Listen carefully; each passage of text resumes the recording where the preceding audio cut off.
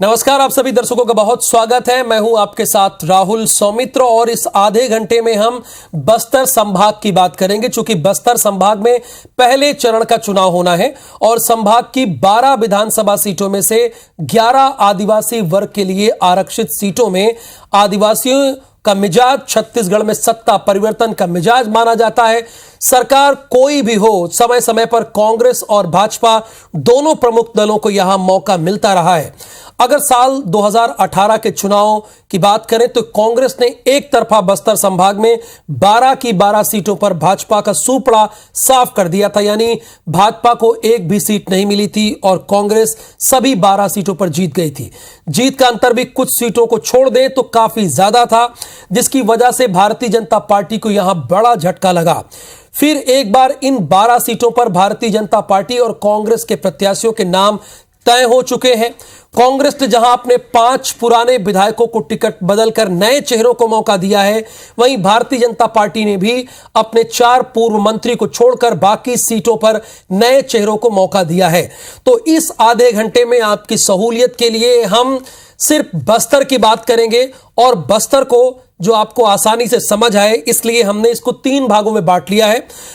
3 भाग कैसे हैं? मध्य क्षेत्र के साथ उत्तर और दक्षिण, इसका हम विश्लेषण करेंगे। बस्तर विधानसभा सीट से एक बार फिर लखेश्वर बघेल सामने हैं, बीजेपी के मनीराम कश्यप होंगे, ये सारी बातें हैं। अब देखिए, अब आ जाते हैं मध्य क्षेत्र की बात कर लेते हैं। केशकाल की सबसे पहले बात करते हैं। केशकाल में संतराम नेताम के खिलाफ चुनाव लड़ेंगे नीलकंठ टेकाम। ये छत्तीसगढ़ के दंगल में अब आ जाइए। इसमें कोंडा गांव से मोहन मरकाम और लता उसेंडी, ये पीसीसी के चीफ रह चुके हैं, मंत्री भी हैं। अब उसके बाद आ जाइए जगदलपुर। यही एकमात्र सीट है जो सामान्य है। जितिन जायसवाल और किरण सिंह देव, ये बीजेपी से किरण सिंह देव और जितिन जायसवाल, कल ही इनकी सीट डिक्लेयर हुई है। अब आ जाते हैं बस्तर की बात कर लेते हैं। बस्तर में लखेश्वर बघेल और मनीराम कश्यप को टिकट दिया गया है। अब इसके बाद अब चित्रकोट पीसीसी के चीफ हैं वर्तमान में दीपक बैज, और इनके खिलाफ बीजेपी के विनायक गोयल चुनावी मैदान में उतरे हुए हैं। तो कुल इसमें 6 सीटें हैं। अब बच गई थी नारायणपुर की। नारायणपुर से बीजेपी के फायर ब्रांड नेता पूर्व में मंत्री केदार कश्यप हैं और इन्हें टक्कर देने के लिए चंदन कश्यप है। तो कुल 6 विधानसभा सीटें हैं जो हमने आमने सामने भी आपको दिखा दिया है। सीटें क्लियर हो गई हैं, कोई कौन किसके सामने चुनाव लड़ेगा। और यहां चुनाव पहले फेज में है, ध्यान दीजिएगा, पहले फेज में यहां पर चुनाव है। अब आ जाते हैं उत्तर की बात कर लेते हैं। उत्तर यानी मध्य में 6 सीटें हैं, इसमें 3 सीट है। पहली सीट देखिए आपके सामने है काकेर, शंकर ध्रुव और आशाराम नेताम, ये काकेर की सीट है। अब आ जाते हैं भानु प्रतापपुर से सावित्री मंडावी जो कि उपचुनाव जीत कर भानु प्रतापपुर से सावित्री मंडावी जो कि उपचुनाव जीत कर आई थी और यहां पर इनको टक्कर देने के लिए गौतम उइके चुनावी मैदान में है। यहां पर 3 सीट है, मध्य उत्तर में 3 ही सीट है। अंतागढ़ आखिरी सीट आती है। अंतागढ़, यहां विधायक का टिकट कट गया है, रूप सिंह पोटाई को मैदान में उतारा गया है और विक्रम उसेंडी ये भारतीय जनता पार्टी की तरफ से ताल ठोक रहे हैं। तो ये बात हुई बस्तर के उत्तर की। और अब बात करेंगे बस्तर के दक्षिण की सीट बात कर लेते हैं कि दक्षिण में भी 3 विधानसभा सीट है। सबसे पहले बीजापुर से महेश गागड़ा पूर्व में मंत्री रहे हैं, बीजेपी से विक्रम मंडावी इनको टक्कर देने के लिए हैं। यानी अब आते हैं कोंटा में कवासी लकबा जो कि मंत्री भी हैं वर्तमान समय में, इनको बीजेपी की तरफ से टक्कर देने के लिए स्वयं मुका होंगे इनके साथ कोंटा से। और अब आ जाते हैं दंतेवाड़ा, ये सीट जो है छविंद्र कर्मा और चेतराम अटामी, इसमें 3 सीटें हैं। बस्तर के दक्षिण में 3 सीटें हैं और ये सारे नाम हम आपको बता दिए कौन कौन किसके आमने सामने होगा। ये सारी बातें हमने आपके सामने क्लियर कर दी हैं। कुल 12 विधानसभा सीटें हैं और हमने इसे 3 भागों में बांट लिया है, मध्य, उत्तर और दक्षिण। सबसे ज्यादा सीटें मध्य में आती है और मध्य में भी जो है 1 सीट सामान्य की है जगदलपुर की, जिसकी कांग्रेस की तरफ से कल ही टिकट डिक्लेयर की गई है, और बाकी 11 की 11 जो सीटें हैं वो एसटी सीटें हैं। छत्तीसगढ़ में होने वाले विधानसभा चुनाव के लिए कांग्रेस ने अपने प्रत्याशियों की दूसरी सूची कल देर शाम जारी कर दी। इसी के साथ आज हम हर घंटे संभागवार विश्लेषण करेंगे। आपको करना क्या है, आपको आईबीसी 24 के साथ जुड़े रहना है और समझने की कोशिश करेंगे कि कांग्रेस की सूची में किसका दबदबा रहा, किसकी चली और किसकी कट गई टिकट। साथ ही हम यह भी समझने की कोशिश करेंगे कि इस सूची का कितना प्रभाव आने वाले वोटिंग के दिन में देखने को मिलेगा।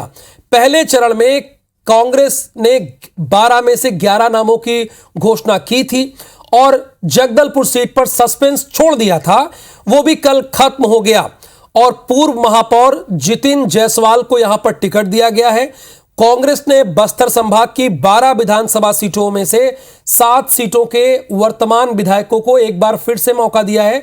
जो पिछली बार विधायक थे उनको मौका दिया है। वहीं कांकेर, अंतागढ़, चित्रकोट विधानसभा में प्रत्याशी बदलकर नए चेहरों को मौका दिया गया है। वहीं बस्तर के सांसद और प्रदेश कांग्रेस कमेटी के अध्यक्ष दीपक बैज चित्रकोट विधानसभा से एक बार फिर चुनावी मैदान में उतर आए हैं। बस्तर संभाग की 12 सीटों में प्रथम चरण में होने वाले मतदान की तारीख के ऐलान होने के बाद सभी सीटों पर प्रत्याशियों के नाम घोषित कर दिए हैं। इस बार कुछ सीटों पर बीजेपी ने 4 प्रत्याशियों को दोबारा मौका दिया है, जिसमें नारायण से पूर्व मंत्री केदार कश्यप हैं, कोंडागांव से पूर्व मंत्री लता उसेंडी हैं, अंतागढ़ से पूर्व सांसद विक्रम उसेंडी हैं, बीजापुर से पूर्व मंत्री महेश गागड़ा को दोबारा टिकट दिया गया है। देखिए, आपको आसानी से समझ आए, क्योंकि जनता ही जनार्दन है, वोट उसी को करना है, चुनना उसी को है, इसीलिए हमने 3 भागों में बांटा है। और दूसरी बात, अब हम इसमें चर्चा क्या करेंगे, कहां कहां बगावत है, पहली बात किसका किसका टिकट कटा है, ये दूसरी बात, परिवारवाद कहां देखने को मिला है, तीसरी बात, चूंकि दोनों दल परिवारवाद से किनारा तो करते हैं लेकिन व्यवहारिकता में वो होता नहीं है। नए उम्मीदवार कितने होंगे, युवा उम्मीदवार कितने होंगे और परंपरागत बदलाव क्या है। यानी मान लीजिए आपके पिताजी विधायक हैं और उनके बेटे को दे दिया गया, तो इसे हम परंपरागत बदलाव के रूप में लेकर आए हैं। अब चूंकि पिछली बार जो है बीजेपी का सुपड़ा साफ हो गया था और बीजेपी एक बड़ी पार्टी है बस्तर में, इससे कोई दो राय नहीं, बस्तर क्या पूरे देश में, छत्तीसगढ़ में बड़ी पार्टी है, लेकिन बीजेपी को क्या उम्मीद है और कांग्रेस कैसे अपनी साख बचाएगी। चूंकि 12 में से 12 ये तो मामला एक तरफा हो गया। बीजेपी का 15 साल का शासन और उसके बाद कांग्रेस यहां सुपड़ा साफ कर देगी, किसी को उम्मीद नहीं थी, कि किसी को भी इतनी उम्मीद नहीं थी कि इतना बड़ा परिवर्तन देखने को मिलेगा, पर असल में ये हुआ था, आपके सामने ये बातें आई थी। अब देखिए, कुछ तस्वीरें भी हम आपको दिखा रहे हैं। कुछ जगहों पे जब टिकट क्लियर हुआ तो ऐसा लगा कि टिकट नहीं, जीत गई, लेकिन अभी लड़ाई बहुत आगे है भाई साहब, अभी बहुत लड़ाई, अभी तो आपका केवल टिकट ही मिला है, आपको केवल टिकट है और जनता को वोट करना है। तो कई जगहों पर इस तरह का जश्न मनाया गया। चूंकि आजकल राजनीतिक दलों में टिकट मिलना भी बड़ा मुश्किल हो गया है, चूंकि एक एक विधानसभा से 12-12, 15-15 उम्मीदवार अप्लाई करते हैं, उनमें से कटनी छटनी के बाद 3 बचते हैं और उसमें से किसी एक को चुनना होता है। तो वाकई ये तो टेढ़ी खीर है। टिकट के लिए जितनी पैरवी करनी पड़ती, जितनी परिक्रमा लगानी पड़ती है, ये सब भली भांति जानते हैं। चूंकि चाहे बीजेपी हो या कांग्रेस हो या कोई भी दल आप उठा के देख लीजिए, किसी को भी एक चीज चाहिए भाई, बीजेपी क्या हारना चाहेगी? नहीं चाहेगी। कांग्रेस क्या हारना चाहेगी? बिल्कुल नहीं चाहेगी।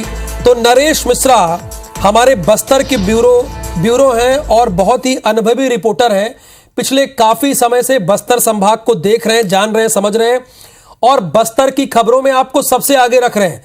ये मैं बहुत जिम्मेदारी से कह सकता हूं कि बस्तर में अगर कोई भी खबर हो तो नरेश मिश्रा सबसे पहले आपको आगे रखते हैं। तो नरेश, हमने जनता को सुविधा हो और समझ में आ सके, वो कंफ्यूजन उनमें ना हो, इसीलिए हमने इसे 3 भागों में बांट लिया है। आपसे बातचीत के आधार पर ही हमने बांटा है। तो सबसे पहले हम मध्य क्षेत्र की बात कर लेते हैं, जिसमें कुल 6 विधानसभा सीटें आती हैं।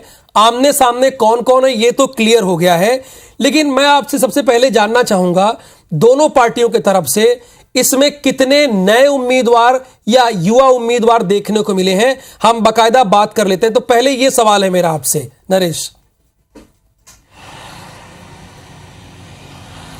देखिए, अगर आप मध्य बस्तर की बात करें तो यहाँ पर चित्रकूट से प्रत्याशी बदले गए हैं। हालांकि वो पहले विधायक रह चुके थे और इसके बाद वो दोबारा इस सीट पर आकर लड़ रहे हैं, सांसद हैं। और इसके पीछे उनकी वजह ये बताई जा रही है कि वो ये दावा कर रहे थे कि अगर वो खुद लड़ते हैं इस जगह पे तो आसपास की कई सीटें जिन्हें अपेक्षाकृत कमज़ोर माना जा रहा था या कठिन मुकाबले वाला माना जा रहा था, वहाँ पर भारतीय जनता पार्टी के मुकाबले कांग्रेस ज़्यादा बेहतर प्रदर्शन कर सकेगी।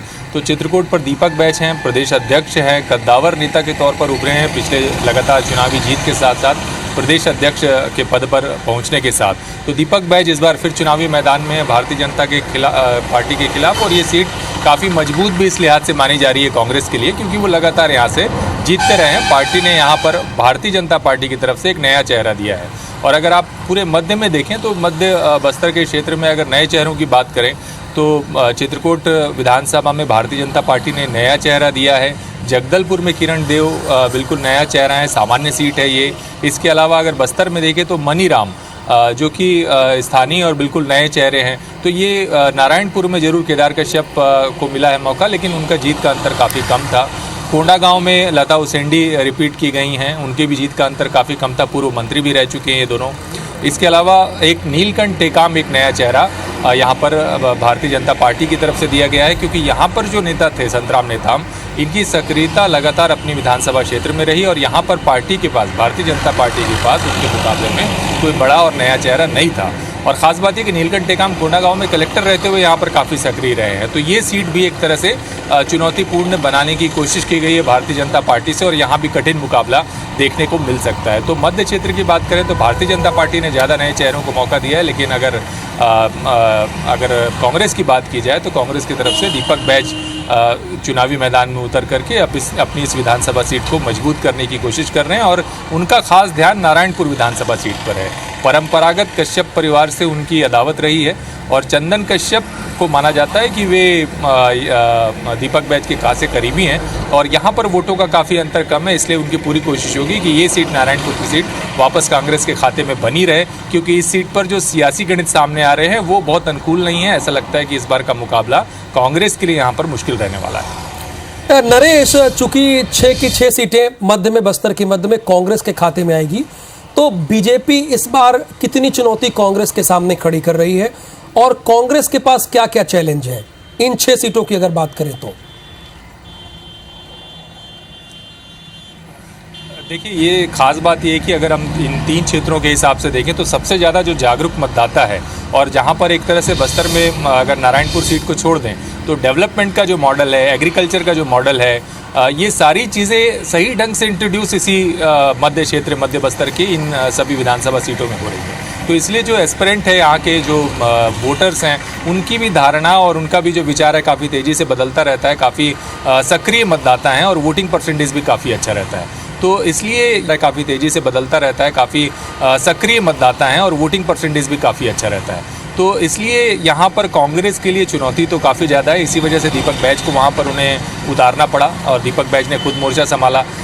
और कमोबेश अगर देखें तो पिछले चुनाव के दौरान जिस तरह से भारतीय जनता पार्टी की सक्रियता यहाँ बूथ स्तर पर और संगठनात्मक स्तर पर मजबूती को लेकर रही है, तो कांग्रेस की चुनौती अपने वोटर्स को बचाए रखने की है। जिस तरह से पिछली बार एक बड़ा वोट हुआ था, उसको बचाए रखने की है। और अगर मुद्दे की बात करें तो सबसे बड़ा मुद्दा इस मध्य क्षेत्र में एक तरह से कांग्रेस के भीतर की गुटबाजी रही है और करप्शन का मुद्दा रहा है, जिसको लेकर समय समय पर भारतीय जनता पार्टी के स्थानीय जो विधायक प्रत्याशी हैं या जो संगठन के लोग हैं, वो इसे स्थानीय स्तर पर मुद्दा बनाते रहे। तो गुटबाजी से जूझना होगा कांग्रेस को यहाँ पर, और जो जितनी भी सरकारी योजनाएं हैं जिनका क्रियान्वयन गांव तक किया गया है, उनके आधार पर अपने मुद्दों को अपने मतदाताओं तक पहुंचाने की चुनौती होगी, काउंटर करने की चुनौती होगी बीजेपी के प्रचार के खिलाफ। और साथ ही साथ ये भी चुनौती होगी कि जो प्रत्याशी है उनमें जो खेमेबाजी है, जो गुटबाजी है, उसको संतुलित किया जा सके, क्योंकि काफ़ी चेहरे 15 साल के बाद कांग्रेस आई थी भारतीय जनता पार्टी को हराकर, तो इसको बनाए रखना भी कांग्रेस के लिए चुनौती है, क्योंकि बहुत से लोग ये उम्मीद थे कि अगर सरकार बनी है तो उसके बाद उनको मौका मिलेगा। एक बात और मैं जोड़ना चाहूँगा सौमित्र इसमें कि देखिए कुछ सीटें ऐसी हैं, मतलब अगर आप संतराम नेताम को देख लीजिए, मोहन मरकाम को देख लीजिए, दीपक बैज को देख लीजिए, तो ये लोग रिपीट हो चुके हैं। मतलब इससे पहले ये लोग जब भारतीय जनता पार्टी की सरकार थी तब भी विधायक रहे थे और अब सरकार बनी है तब भी विधायक रही हैं।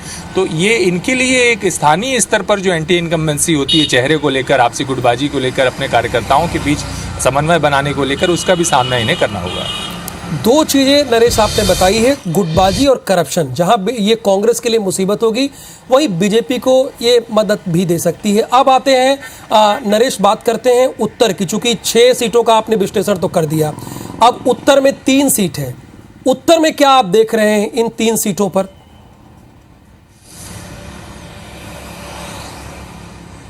देखिए, सबसे चुनौतीपूर्ण सीटें कांग्रेस के लिए यही हैं और यही वजह है कि शिशुपाल शौरी की टिकट यहाँ पर काटी गई है। और ये तब काटी गई है जब वो पिछले चुनाव में आदिवासी समाज की नाराज़गी का एक प्रतिनिधि चेहरे के तौर पर उतारे गए थे और वहाँ इसके मुकाबले उनको काफ़ी अच्छा समर्थन भी मिला था, वोट भी काफ़ी अच्छे रहे थे। और ये जो सीटें हैं इसमें ख़ास तौर पर भानु प्रतापपुर देख लीजिए, कांकेर देख लीजिए और अंतागढ़ देख लीजिए। इसमें अंतागढ़ को अगर छोड़ दें तो इन दोनों सीटों पर कांग्रेस की लगातार मजबूती रही है। पिछले चुनावों में भी नतीजे सकारात्मक रहे हैं। भानु प्रतापपुर उपचुनाव में भी लगातार कांग्रेस बरकरार रही अपनी पकड़ बनाए रखने में, बावजूद इसके कि सर्व आदिवासी समाज यहाँ खिलाफ हुआ था। लेकिन इस बार के जो स्थितियां हैं यहाँ पर काफ़ी चुनौतीपूर्ण मानी जा रही हैं और कांग्रेस ने इस वजह से सीट बदली है। और शंकर दुर्वा, उनका परिवार, लंबे समय से उनके परिवार से कई लोग विधायक रहे हैं, उनके बड़े भाई की पत्नी यानी इनकी भाभी शंकर दुर्वा की और खुद शंकर दुर्वा।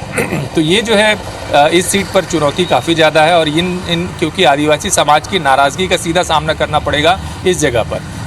और बस्तर से हमर राज पार्टी जो कि प्रदेश में आदिवासी समाज की तरफ से अपने प्रत्याशी उतार रही है, वो इस बार चुनौती साबित होंगे इन 3 सीटों पर। आम आदमी पार्टी में भी अगर आप देखें तो प्रदेश अध्यक्ष है कोमल उपेंडी, वो भानु प्रतापपुर से है। तो एक तरह से जो समीकरण है उसको साधने में सबसे चुनौतीपूर्ण स्थितियाँ यहाँ पर हैं। जो टिकट कटी है अंतागढ़ से अनूप नाग, तो उन्होंने फॉर्म ले लिया है और फॉर्म लेने के बाद वो दावा कर रहे हैं कि वो निर्दलीय चुनाव लड़ेंगे। ये भी एक चुनौती होगी, इसलिए चुनौती होगी कि यदि अगर उन्हें मान मुनव्वल कर समझा लिया जाए तो अब समय इतना बचा नहीं है कि उनके कार्यकर्ताओं के रोष को नियंत्रित जो बूथ स्तर तक किया जा सके। तो ये एक चुनौती अंतागढ़ सीट पर कांग्रेस को काफ़ी ज़्यादा कमज़ोर कर रही है। भानु प्रतापपुर में पार्टी के भीतर गुटबाजी है, क्योंकि पुराने चेहरे चाह रहे थे कि इस बार ये चेहरा बदला जाए और बिल्कुल नया चेहरा यहाँ पर शंकर दुर्वा के रूप में उतारा गया है। हालांकि उनकी छवि अच्छी है और कांग्रेस उम्मीद कर रही है कि कांकेर सीट पर अगर ये चेहरा बदलेंगे तो परिवर्तन दिखाई देगा। अगर भारतीय जनता पार्टी की बात करेंगे तो विक्रम उसेंडी सांसद भी रहे हैं, विधायक भी रह चुके हैं लगातार 2008 और 13 में। तो ये अंतागढ़ सीट जो है वो एक तरह से भारतीय जनता पार्टी के लिए अपेक्षाकृत सबसे बेहतर है। भानु प्रतापपुर में बराबरी का मुकाबला दिखाई देता है और यहाँ पर एक नए चेहरे को भारतीय जनता पार्टी ने मौका दिया है। और आशाराम नेताम कांकेर के नए चेहरे हैं, इनका संघ परिवार से ताल्लुक़ रहा है काफ़ी ज़्यादा। तो ये माना जा रहा है कि यहाँ पर संघ के कार्यकर्ता या उनके समर्थक एक तरह से चुनावी मैदान में भारतीय जनता पार्टी के लिए सक्रिय तौर पर काम करके इस सीट पर वापस भारतीय जनता पार्टी को जिताने की कोशिश कर सकते हैं। नरेश, जिन 5 परंपरागत बदलाव, परिवारवाद, नए चेहरे, बगावत, ये सारी चीजें इन 3 सीटों में दिख रही है, बगावत भी यहां दिख रही है, तो बगावत क्या एक मुसीबत हो सकती है? और परिवारवाद के बारे में भी जरा बताइए इन 3 सीटों में। देखिए, कांग्रेस में जब ये टिकट तय हुई, बदली गई, तो नरेश ठाकुर एक नेता हैं, हालांकि वो अल्बा समाज से ताल्लुक़ रखते हैं कांकेर के। इन्होंने सार्वजनिक तौर पर कांग्रेस के रायपुर दफ्तर में नाराज़गी जताई और विरोध करने की बात कहकर लौट आए। ये पार्टी से बाहर नहीं गए हैं, लेकिन कांग्रेस का जो तरीका है एक तरह से, उसमें ये होता है कि लोग खुल कर के अपना विरोध दर्ज करते हैं और पार्टी से उन्हें बाहर का रास्ता दिखाने की कोई व्यवस्था उस विरोध के आधार पर नहीं रहती, या तात्कालिक तौर पर उस पर बहुत अच्छा मैनेजमेंट कांग्रेस के भीतर अमूमन नहीं रहता है। अब इस बार कर ले तो अलग बात है, लेकिन तो इस तरह की नाराज़गी तो साफ तौर पर जो सालों से जो लोग इंतज़ार कर रहे हैं, नए उम्मीदवार बने हैं, उनकी नाराज़गी दिखाई देनी है। कमोबेश यही स्थिति भानु प्रतापपुर सीट पर है। जो सालों से जो लोग, मनोज मंडावी दिवंगत जो नेता रहे हैं, विधायक रहे, उनके खिलाफ टिकट चाह रहे थे इस सीट पर। तो उन्होंने सामूहिक तौर पर ये बात कही थी कि इस परिवार से अलग किसी नए चेहरे को देने टिकट, वरना हम सब विरोध करेंगे। अभी इनका मुखर विरोध तो सामने नहीं आ रहा है जब से टिकट घोषित हुई है, लेकिन यहाँ पर खास बात यह है कि लेकिन अनूप नागे एक फैक्टर है जिसका आप जिक्र भी कर रहे थे। नरेश, मैं आपको रोकूंगा चूंकि दक्षिण की तरफ भी आना है हमें और समय थोड़ा कम है। दक्षिण जो क्षेत्र है वो भीषण नक्सली एरिया है, ये आप भी जानते हैं। यहाँ पर 3 सीटें हैं, कवासी लखमा भी यहाँ पे हैं। अब इसके बारे में थोड़ा हमारे दर्शकों को अपडेट दीजिए, जानकारी दीजिए। यहाँ पर बीजेपी और कांग्रेस के लिए क्या चुनौतियां हैं? देखिए जी, बीजेपी ने यहाँ पर महेश गागड़ा एक पूर्व मंत्री हैं, वन मंत्री रहे हैं, उनको छोड़कर अगर आप देखें तो बिल्कुल नए चेहरों को मौका दिया है। दंतेवाड़ा में चेत्रा मटामी और स्वयं मुक्का को मौका दिया गया है कोंटा विधानसभा सीट से, जो कवासी लखमा के मुकाबले, और वो अपनी छठी जीत की तैयारी कर रहे हैं कवासी लखमा। लेकिन उन्हें सबसे ज़्यादा चुनौती यहाँ पर जो मिलनी है, या ये कह लीजिए कि बराबर की चुनौती मनीष कुंजाम, जो कि सीपीआई के नेता हैं। ये पूरे बस्तर संभाग की इकलौती सीपीआई की सीट है जहाँ पर कठिन मुकाबला होता है, अच्छा वोट बैंक है यहाँ पे, और भारतीय जनता पार्टी। तो यहाँ क्योंकि इनके जीत का अंतर केवल 6000 रहा है पिछली बार, और अमूमन अगर आप देखें तो 3000 से ज़्यादा मतों से अक्सर जीतते नहीं रहे हैं। तो चुनौती कवासी लखमा के लिए इस बार यहाँ पर काफ़ी ज़्यादा है, मुकाबला कठिन है।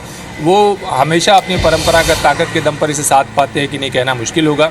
नक्सल प्रभावित इलाकों में 64 नए कैंप खुले हैं, जिसकी वजह से 50,000, पूरे बस्तर संभाग की बात कर रहा हूँ मैं, 50,000 नए वोटर भी इस बार वोट करने जा रहे होंगे। तो ये भी एक चुनौती होगा जो समीकरण इन इलाकों में बदलेगा। यहाँ एक बेहतर बात यह है कि आदिवासी समाज या तीसरे मोर्चे की चुनौती इन तीनों सीट पर नहीं दिखाई देती है, और चैत्रा माटामी के अपोजिशन में छविंद कर्मा परिवार के भीतर ही टिकट बदली गई है देवती कर्मा की जगह, जो महंत कर्मा की पत्नी रही हैं और छविंद कर्मा उनके बेटे हैं। तो यहाँ पर इनके लिए मुकाबला काफ़ी कठिन है, क्योंकि स्थानीय जो नेता रहे हैं उनकी नाराज़गी काफ़ी ज़्यादा है कि यहाँ भी ये लोग चाह रहे थे, कांग्रेस के नेता, कि परिवार से बाहर एक बार टिकट आजमाई जाए, लेकिन परिवार के भीतर टिकट मिलने से चुनौती यहाँ पर बराबर की होगी। चैत्राम भी नया चेहरा है। महेश गागड़ा के लिए भी कमोबेश यही स्थिति है। नक्सल प्रभावित इलाकों में उनके दौरे और अभियान को लेकर के हमेशा ही सुर्खियां रहीं, पिछले चुनावों में भी, और विक्रम मंडावी ने यहाँ मैदान नहीं छोड़ा। लेकिन विक्रम मंडावी की मुश्किल ये है कि इस बार उनके स्थानीय संगठन में ही बगावत काफ़ी ज़्यादा है, और जो स्थानीय नेता है उनकी नाराज़गी का उन्हें सीधा सामना करना पड़ रहा है पार्टी के भीतर। तो ये एक बड़ी चुनौती है जिससे यहाँ के भी समीकरण बदल सकते हैं। तो ये दक्षिण की स्थिति है, दक्षिण की इन तीनों सीटों की जो नक्सल प्रभावित भी है। अच्छी बात ये है कि पहली बार नए और बूथों पर भी इस बार मतदान होगा, जो कि सालों से नक्सल प्रभावित इलाकों में कराना चुनौतीपूर्ण रहा है। बिल्कुल, 50,000 जो नए मतदाता हैं वो चुनौती पेश कर सकते हैं। बहुत शुक्रिया नरेश, आपने इतने शानदार तरीके से बकायदा बस्तर को 3 भागों में बांट के विश्लेषण किया। Thank you so much. तो यहां पर बीजेपी और कांग्रेस के लिए क्या चुनौती है, यह हमारे ब्यूरो नरेश मिश्रा ने आपको आसानी से समझाया।